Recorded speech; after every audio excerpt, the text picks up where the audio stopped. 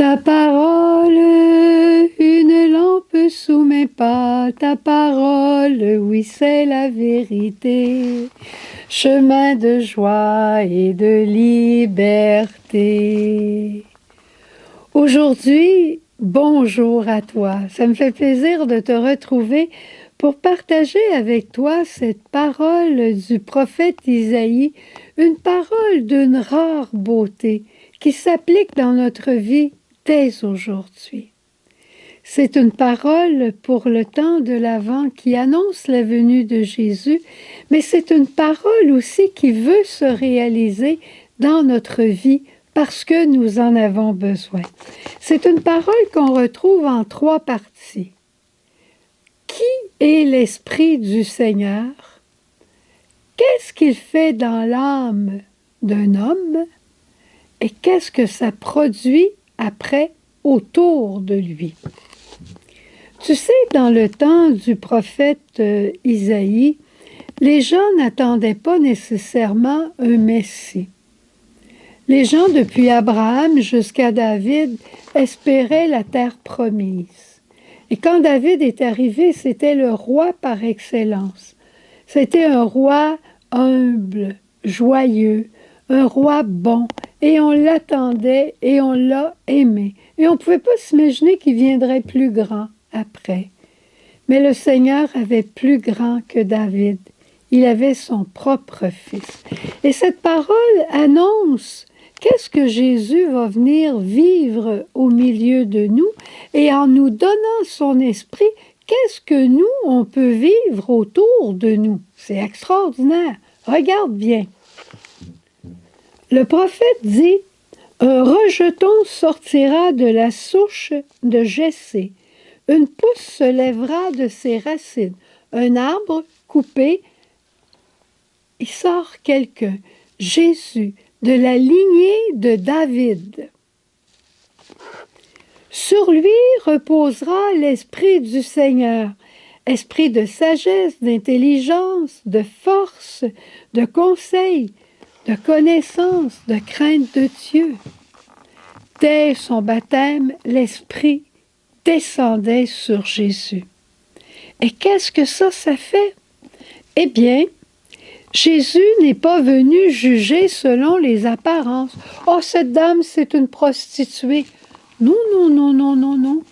Cette dame a eu une faiblesse, mais c'est une enfant de Dieu. Je vais lui faire miséricorde. Elle va se relever dans sa dignité d'enfant de Dieu. Jésus ne viendra pas pour décider sur les bruits qui courent. « Oh, on dit ça de lui, on dit ça d'elle. Oh, ce possédé, il vit dans le cimetière, il est enchaîné, il n'y a rien à faire avec lui, il est pire qu'une bête. » Cet homme, il est pire, le pire homme qu'on a eu sur la terre, c'est lui. Il est là présentement. Non, non, non, non, non, non. Cet homme est l'enfant de Dieu. On peut encore prier sur lui. Et là, il viendra, le Sauveur.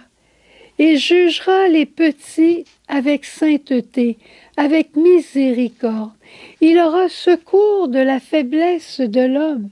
Il défendra le droit des pauvres du pays.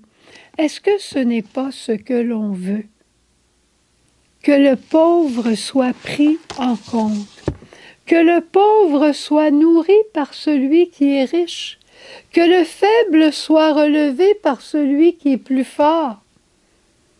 Que le puissant reçoive, que le puissant donne à celui qui est plus petit sa dignité et son droit d'exister. C'est ça que Jésus est venu porter sur la terre en nous donnant son esprit. Et là, qu'est-ce qui va arriver après?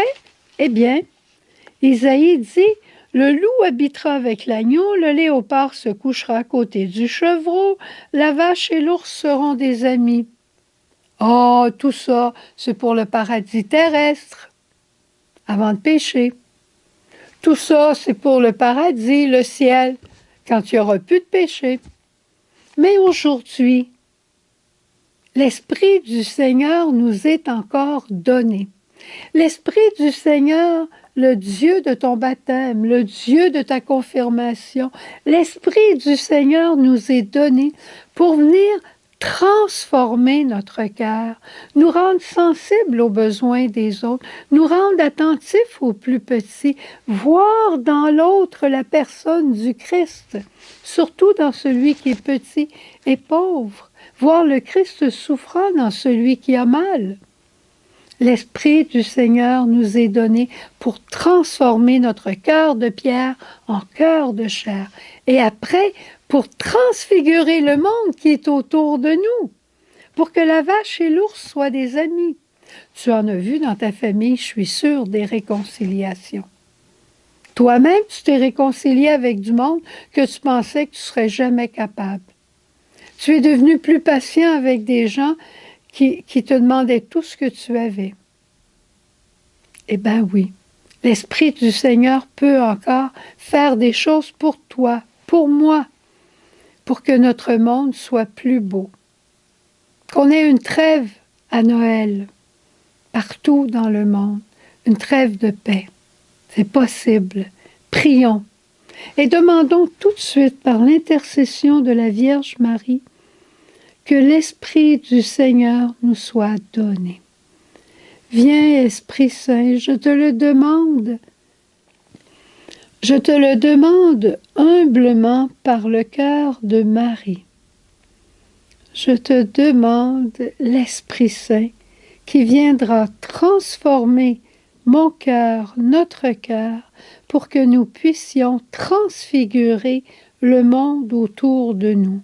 Je veux recevoir le don de ton amour pour aimer davantage, pas juste pour être bien, mais pour que les autres sachent qu'ils sont aimés d'un Père à la folie. Amen. Jésus,